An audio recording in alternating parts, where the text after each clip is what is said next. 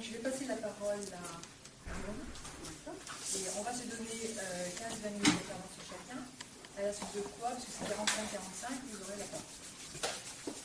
D'abord, merci à tous et toutes d'être venus.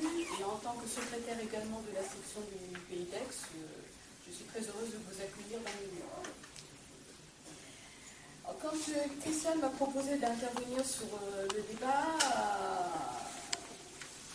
je l'ai pris en pleine figure parce que est-ce que je suis en train de devenir invisible? Et je me suis dit que non, parce que j'ai une activité militante, je compte pour les autres militants. Pour l'instant, ça va encore. Mais si on regarde un peu autour de soi, une femme qui a plus de 50 ans en recherche d'emploi, elle a beaucoup de mal à retrouver quelque chose. Quand j'étais adolescente, et en particulier, je suis venue de la France, on avait beaucoup de femmes âgées en noir parce qu'il y avait le veuvage, il y avait ces traditions-là. Quand je suis descendue dans le sud, ça m'a moins frappée. Et puis avec le temps passant, on a moins cette contrainte du deuil qui enferme les femmes et qui les rend invisibles. Il y a d'autres formes d'invisibilité en noir dans la région, mais pas celle-là. Dans les médias, dans la pub, dans les cinémas, on voit très rarement une femme réellement âgée. Une femme qui est censée avoir 70-80 ans est en fait une actrice beaucoup plus jeune en général. Si encore il y a un rôle de ce type-là. On a eu des déclarations, par exemple, de Yann Moix qui a proclamé haut et fort qu'une femme au-dessus de 50 ans n'était pas désirable. Vous en comprenez ce que vous voulez. Ce qui est très clair, c'est que c'est mal vu de vieillir et c'est très mal vu pour une femme de vieillir. C'est encore plus fort. Ça attise les gens. Ça, les féministes l'ont bien identifié.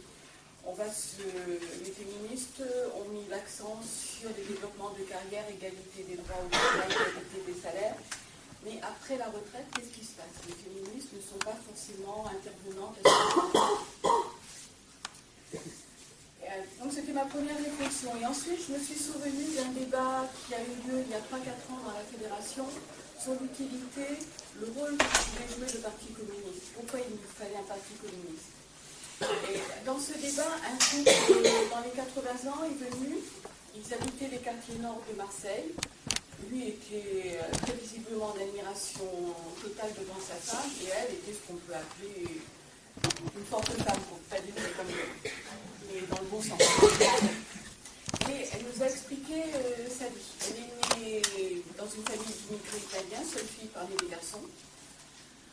Donc il y a 80 ans, un peu plus de 80 ans, l'argent manquait, l'éducation pour les garçons était essentielle parce que les garçons allaient fonder des familles, allaient les faire vivre, tandis qu'elle allait se marier, donc pourquoi l'envoyer à l'école? Donc elle en mourait d'envie. Donc elle n'est pas allée à l'école, à la place, dès qu'elle a pu, elle a fait des petits boulots, de vendeuse, de femme de ménage, etc., jusqu'au moment où elle s'est mariée. Et là, sous la pression sociale, plus de la famille que de son mari, elle est restée au foyer pour éduquer les enfants, s'investir là-dedans. Elle s'est d'ailleurs beaucoup investie au niveau de l'école, de la FCPE. Et elle était très active à ce niveau-là, mais elle a très vite constaté que les camarades de la FCPE, pour la plupart masculins, ne venaient la chercher que pour faire des gâteaux pour la kermesse de l'école. Et son avis intellectuel ne comptait pas. Elle n'avait pas fait d'études, elle parlait avec un accent. Dans les repas de famille, c'était à peu près la même chose, parce que ses frères avaient fait des études quelquefois de mauvais cœur. Enfin bon, ils avaient une situation, ils avaient une famille, ils avaient le droit de parler, mais elle restait quand même la femme qui n'avait pas fait d'études, qui était la fille de la maison, qui était bonne pour faire la vaisselle, mais pas pour avoir un avis. Donc, le temps passe. Après avoir élevé ses enfants, elle a repris un petit travail. Elle et son mari sont à la retraite avec qu'elle appelle une retraite qui leur permet de vivre, pas lumineuse, mais qui leur permet de vivre correctement. Et plus elle parlait, plus elle se mettait en colère, et vraiment une colère très très forte. Parce qu'elle nous racontait ce qui se passait dans sa cité pour les femmes de son âge.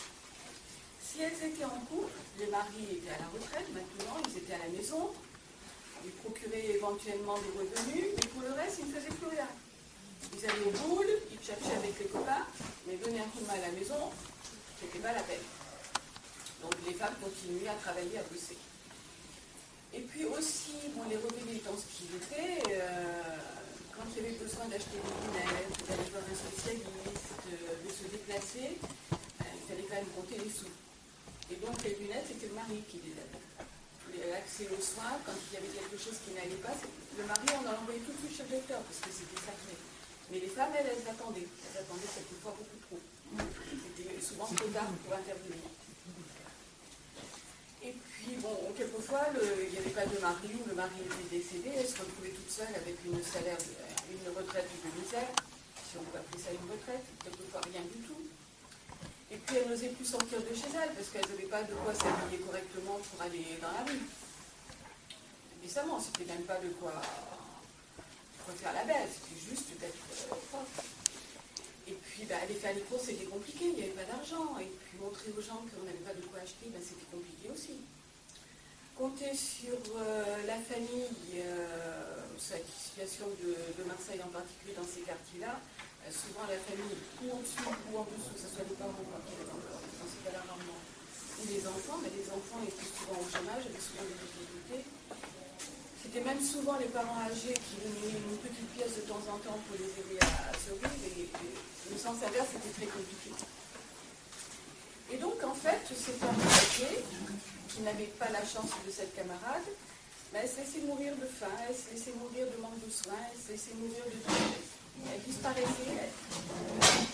disparaissait vraiment. On ne les voyait plus, c'était vraiment de l'individualité. Et donc ça, c'était vraiment terrible. Et le témoignage me revient régulièrement quand je dors. Après, j'ai un témoignage un peu moins grave, celui de ma belle-mère qui est née à peu près à la même époque, dans une famille d'agriculteurs. C'était la première fille, et de sa naissance, du jour de sa naissance, son destin était scellé. Elle allait s'occuper de toutes les personnes de la famille qui avaient besoin de soins. Que ce soit les arrière-grands-parents, les grands-parents, ses parents, les beaux-parents, les beaux-grands-parents, les enfants, elle a passé sa vie à ça. Moi, je l'ai connue, elle ne se plaignait jamais. Elle était lisse. Elle n'exprimait aucun sentiment. Elle était accueillante, elle n'exprimait aucun sentiment. Il était très clair que tout ce qui était ménager, cuisine, ménage, broderie, couture, ça là, barbait, même, point. Et bon, elle le faisait. Et même les repas, elle n'avait pas vraiment Elle aimait assez bien cuisiner, mais elle n'avait même pas le choix d'avoir de la créativité là-dedans. Il fallait être utile, il fallait nourrir. Il y avait encore des ouvriers à l'époque, des ouvriers à l'école. Il fallait les nourrir, c'était ça le principal. Et puis il fallait se taire. Elle n'a jamais le droit de passer son permis de conduire.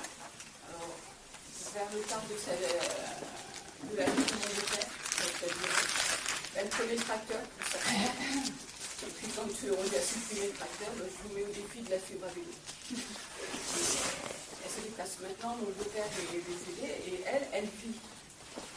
Depuis ce moment-là, elle a pu avoir 80 ans passés, elle doit être 86 non plus. Toutes les activités qu'elle peut trouver autour d'elle, elle y va.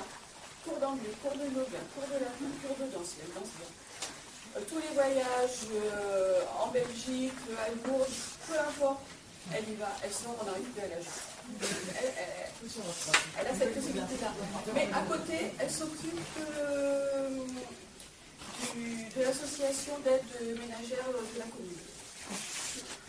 C'est resté aussi quelque chose elle a toujours ça quand même. En fait, elle a vraiment été capée.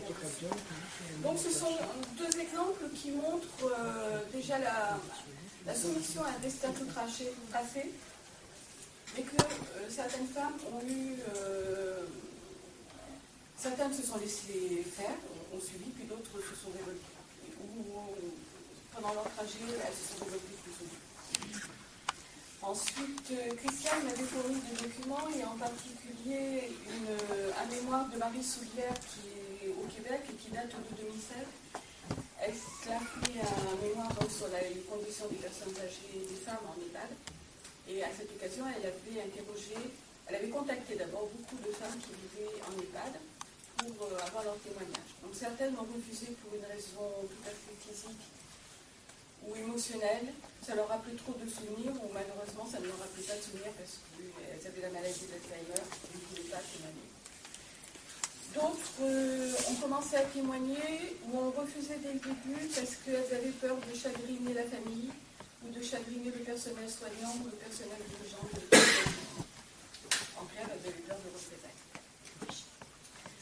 Et puis d'autres ont témoigné. Et là aussi, on retrouve deux possibilités. les femmes qui ont toujours été soumises au patriarcat dans leur vie et qui ont toujours eu dans l'idée que les autres savaient mieux qu'elles. Donc les autres, c'est les hommes de la famille, et c'est aussi tout le personnel médical, les médecins, ou ce qu'elles voient comme ayant l'image d'un médecin, c'est pas forcément ça, et qui sont de meilleurs conseils que ce qu'elles peuvent ressentir. Et puis il y avait les autres femmes qui avaient eu un minimum de carrière, pour certaines vraiment une carrière avec des responsabilités, qui avaient connu leurs droits pendant leur carrière, qui savaient qu'elles avaient des droits, qui conduisaient en liberté, et qui, ayant eu une carrière, avaient aussi des moyens financiers. Alors que les autres qui avaient été mères au foyer n'avaient pas ces moyens financiers qui allaient avec. Et donc on avait une différence de traitement. Mais pour toutes, le placement en EHPAD avait été une épreuve parce que ça s'était fait dans l'urgence. Une urgence parce que le conjoint était décédé, les enfants ne voulaient pas laisser la personne seule. Une urgence médicale qui les avait mis dans une position de perte d'autonomie physique, elle pouvait tout de suite. Mais dans tous les cas, il y avait une décision brutale. Souvent, elle n'était déjà plus chez elle quand la décision avait été prise. On ne leur avait pas demandé leur avis, ou on leur avait demandé leur avis en leur disant mais de toute façon, tu n'auras pas le choix. On te demande ton avis, mais c'est vraiment sur la marge. Ce sont en général les familles, éventuellement des assistants sociaux qui avaient fait le choix de l'EHPAD, pas forcément pour le confort ou l'attractivité de l'établissement, parce qu'il y avait une place disponible. Et donc ce sont des personnes qui se sont retrouvées là, alors que ce n'était pas leur décision, qui ont subi un gros choc émotionnel, qui se sont retrouvées dans un établissement où il y a une vie collective qui a un prix que des contraintes, où il y a des protocoles de soins qui sont respectés avec des horaires, avec des contraintes physiques, et il fallait qu'elles fassent face à ça. Et la plupart des femmes du premier groupe, celles qui n'avaient pas exercé de métier longtemps, ou qui étaient soumises, on va dire, avaient développé deux stratégies. Celles qui pouvaient encore, elles reconnaissaient le travail qui était fourni par les soignants et essayaient d'alléger ce travail dans la mesure de leurs possibilités. D'ailleurs, elles allaient retaper leur lit, elles allaient tirer la couverture sur leur lit, elles allaient éviter de les déranger pour des bêtises. Donc ça les valorisait vis-à-vis d'elles-mêmes, parce qu'elles retrouvaient une routine à laquelle elles étaient habituées, et vis-à-vis du personnel soignant, puisqu'elles aidaient ce personnel soignant. Et puis il y avait le problème des conflits avec les autres résidents, et puis avec certains soignants éventuellement. Et là, la stratégie en général était de se replier dans sa chambre, de s'enfermer dans sa chambre devant sa télé, pour celles qui le pouvaient encore et qui avaient ce qu'il fallait réaliser, mais ne participaient plus à la vie sociale qui était offerte. Là encore, on assistait à un effacement total de ces femmes. Le deuxième groupe, minoritaire des femmes qui avaient les moyens et qui connaissaient leurs droits, déjà elles insistaient pour que leurs droits soient appliqués. Et puis elles avaient les moyens d'être dans un établissement qui correspondait à ce qu'elles désiraient, plus ou moins. Et si ce n'était pas le cas, elles pouvaient s'offrir l'aide d'une personne qui allait faire la lessive pour elles, qui allait leur apporter, leur aller faire des petites courses en dehors, leur apporter des petits bonheurs. Voilà, les deux choses qu'on avait. Donc, vraiment, ce qui ressort, c'est cette infantilisation, cette perte de décision qui s'ajoute à la perte d'autonomie physique et qui va toucher quand même beaucoup de femmes. Les statistiques montrent qu'actuellement en France, à partir de 80 ans, vous avez à peu près 2 fois plus de femmes que d'hommes. Donc c'est vraiment un sujet qui va toucher les femmes. Les hommes subissent le même déchirement, la même cassure dans leur vie, mais eux, ils font face, ils ont l'habitude d'imposer leur idée, ils peuvent protester, avec succès ou pas, mais ils peuvent s'exprimer, ils vont le faire. Tandis qu'une femme, elle est complètement dans le réprimant d'elle-même. Et donc le gros problème qu'on voit aussi, c'est le problème financier, parce que, par exemple, une enquête du ministère de la Santé publique de juillet 19, les femmes à la retraite touchent en moyenne 1 099 € brut contre 1 908 € brut pour les hommes à la fin de 2016. Au fur et à mesure des générations, le parcours professionnel s'est amélioré, donc contribue à réduire cet écart dans les retraites, mais il reste quand même toujours présent. Et les inégalités demeurent très marquées. Alors, que faire face à cette situation ? La première idée qui vient à l'esprit, c'est maintenir malgré tout les personnes âgées chez elles, essayer d'avoir des soignants à domicile qui vont venir. Donc c'est pas toujours possible. Ça demande des ressources, ça demande de l'organisation. Donc ça c'est problématique. Et puis il y a aussi quelque part un danger, c'est que la privatisation de ces services, on va se retrouver aussi avec des services minimums.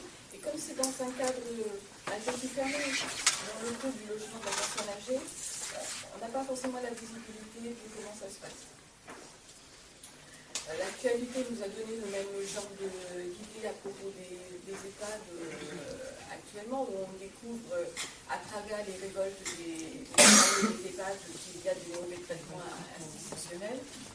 Mais ils sont peut-être plus difficiles à déceler chez la personne qui reste chez elle, parce que on va dire, vous voyez, elle est chez elle, elle est en autonomie, mais l'autonomie n'y est pas, et puis les soins n'y sont pas. Alors c'est vrai aussi que les personnes âgées ne sont pas toujours bienveillantes non plus vis-à-vis des personnes qui les soignent.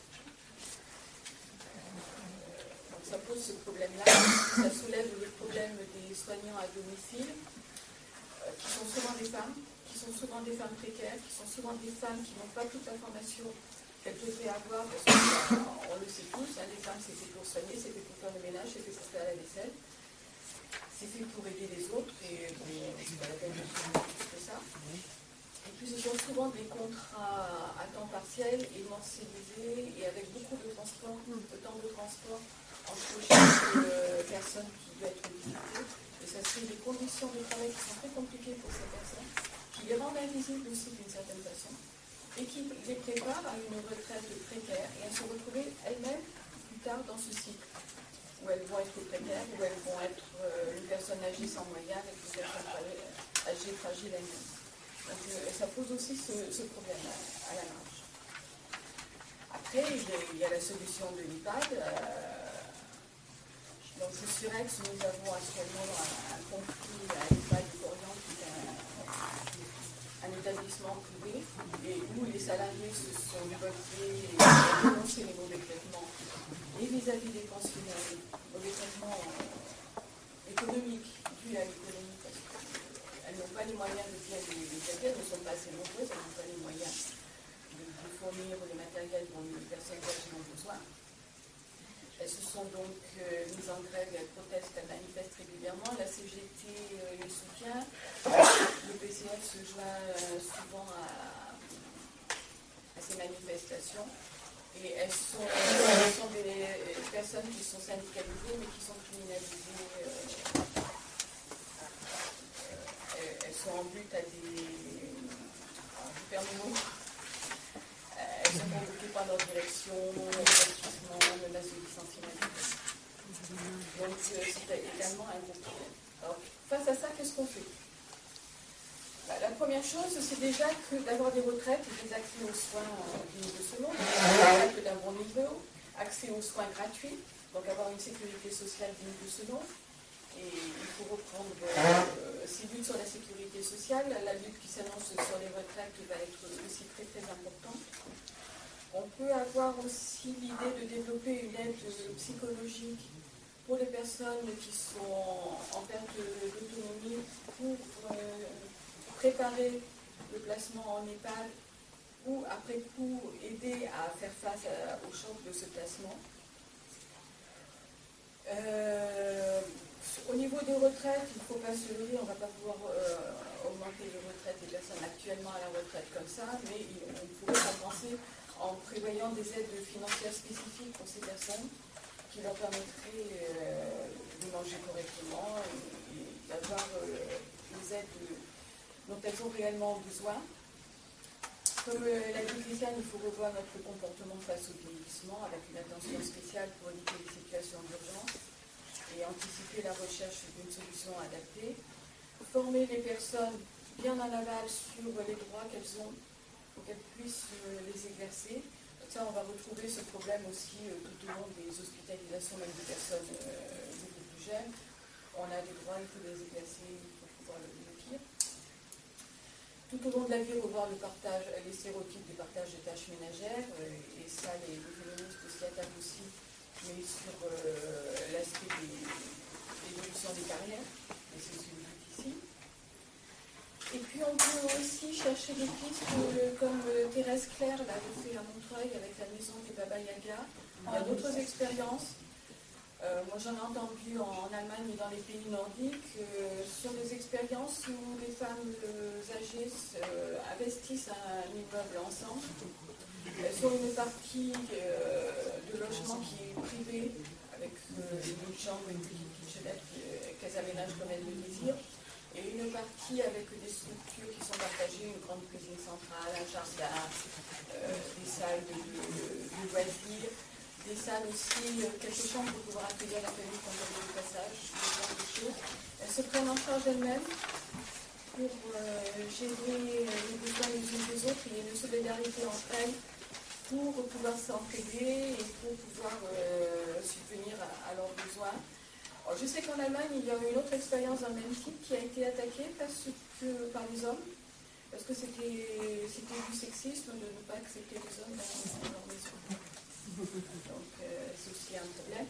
Et effectivement, la plupart de ces femmes ne veulent pas avoir d'hommes près d'elles. Ce sont des femmes qui se retrouvent seules et qui voient encore les hommes comme une menace de violence et de machisme et de patriarcat.